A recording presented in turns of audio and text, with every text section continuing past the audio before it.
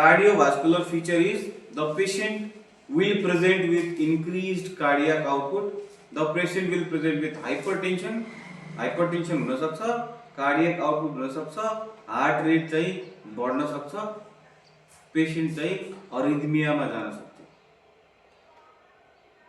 What is arrhythmia? Abnormal rhythm of heart, right? Abnormal rhythm त्यसमा चाहिँ atrial fibrillation पनि आउँछ. Then hypothyroidism मा के हुन सक्छ? Patient will have decreased cardiac output. The patient may present with bradycardia. The patient may present with bradycardia.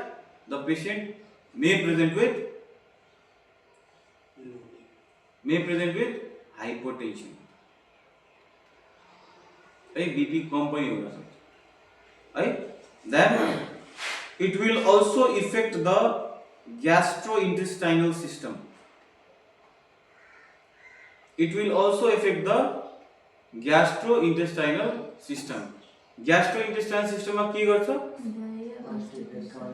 Gastrointestinal system मा very good. Hyperthyroidism मा patient लाई diarrhea हुन्छ, है? Hypothyroidism मा patient लाई constipation हुन सक्छ. Very important, right? It is very important.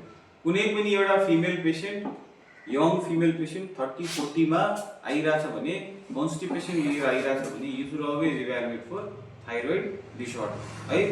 Because thyroid disorder is more common in females. Hyperthyroidism or hypothyroidism is more common in females. Then anything else? In hyperthyroidism there will be decreased appetite, right? In hyperthyroidism there will be decreased appetite, and it will be increased appetite. In hyperthyroidism there will be increased appetite. In hypothyroidism there will be decreased appetite. अब यो उल्टो भयो है, भोक लाग्दैन तर hypothyroidism मा weight gain भइराछ. हाइपरथाइरोइडिजम मा भोक धेरै लागिराछ तर वेट लस हुन्छ.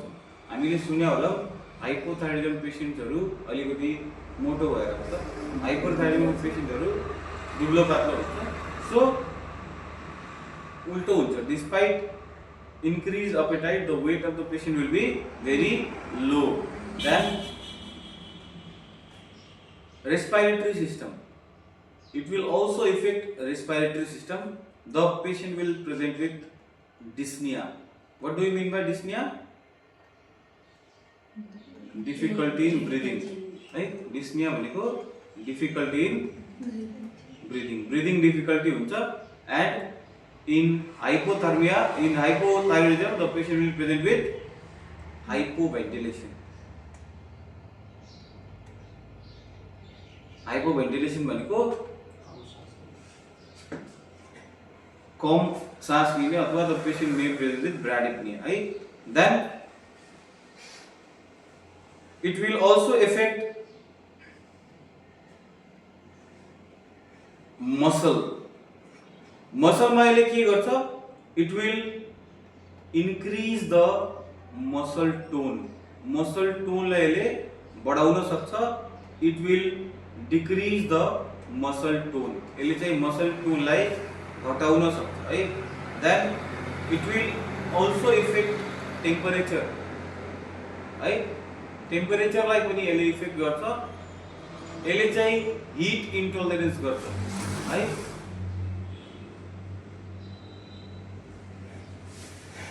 Heat intolerance भनेको अलिकति पनि गर्मी भयो उलाई एकदम धेरै गर्मी जस्तो लाग्छ. तिमीलाई नर्मल लागिराछ, उलाई धेरै गर्मी लागिराछ. Hypothyroidism will cause cold intolerance. Very important. So अलिकति पनि चिसो लागिराछ भने अर्को मान्छेलाई त्यसलाई एकदम धेरै चिसो लागिराछ, है? गर्मीमा पनि त्यसलाई चिसो लागिराछ. So that can be because of hypothyroidism. Very important to know. Then it will also affect skin and hair. Skin अनि hair मा पनि यसले इफेक्ट गर्छ.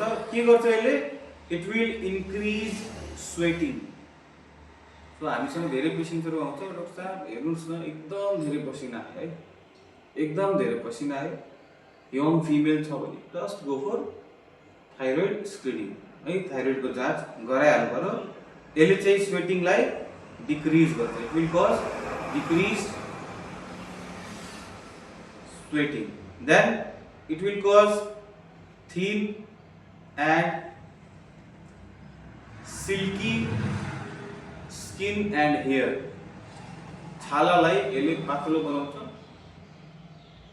कपाललाई पनि यसले सिल्की अनि थिन बनाउँछ. यसले चाहिँ कपाललाई कोर्स एन्ड ड्राई बनाउँछ. सो कोर्स एन्ड ड्राई बनाउँछ. सो हामीले थाइरोइड डिसअर्डरहरुको पेशेन्ट्सहरुलाई यदि हेयर कसैले हेयर फल भइराछ अथवा हेयर एकदम कडा भइराछ अथवा हेयर एकदम साइनी भइराछ भने हामीले थाइरोइडको जाँच गराएर and then at last we have weight. So thyroid डिसअर्डरमा के हुन्छ, हाइपरथाइरोइडिजममा there will be weight loss and हाइपोथाइरोइडिजममा there will be weight gain. हाइपोथाइरोइडिजममा there will be weight gain. So all together जरुरी किन छ भने थाइरोइडको समस्याले हाम्रो शरीरको हरेक सिस्टमलाई असर पार्न सक्छ, हरेक सिस्टमलाई असर पार्न सक्छ. सो हामीले यो डिसअर्डरलाई राम्ररी नै इभ्यालुएट गर्नुपर्छ. So let us talk